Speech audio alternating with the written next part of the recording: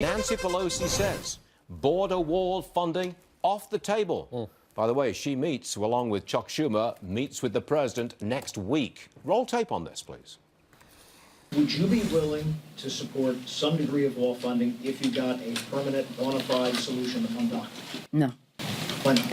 Well, because they're two different subjects. Most of us, speaking for myself, consider the wall immoral, ineffective, inexpensive. And the president said he promised it. He also promised Mexico would pay for it. So even if they did, it's immoral still, and they're not going to pay for it. I think it's time we brought in Nelson Balido. He's the Border and Commerce Security Council president. Nelson, Nancy Pelosi says a wall is immoral. Would you like to respond to that?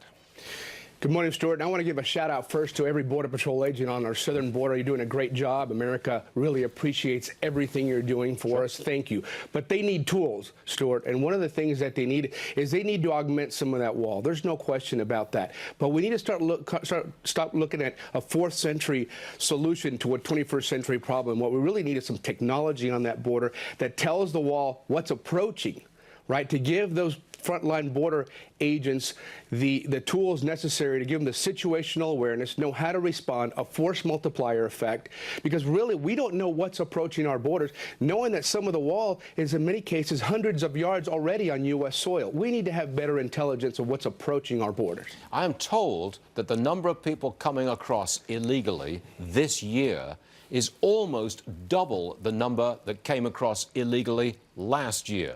Is that accurate?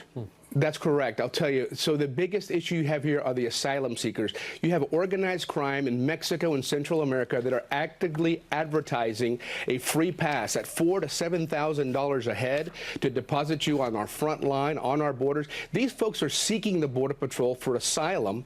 They get processed, then they get released in the general population, waiting for a court date that may be 2 or 3 years down the road, of which less than 9% ever show up. So that's a problem. Then they remain in the United States. So there's a loophole here that needs to be shut down. And like many people say, it's going to require congressional action to the immigration system to be able to close these loopholes. If not, wall, technology, whatever it is, as soon as they touch U.S. soil, they're going to continue coming over. What proportion of those people who come towards the border, trying to get across the border, what proportion of them have spent $4,000 to $7,000 on guides and coyotes to get them across? Stuart, everyone. This is so organized that no one crosses that border by mistake or by happenstance. They absolutely pay, and if they don't pay, a family member pays back home. So they're extorted. There's human trafficking. They're raped, the young women. So they put them on birth controls before they start the journey.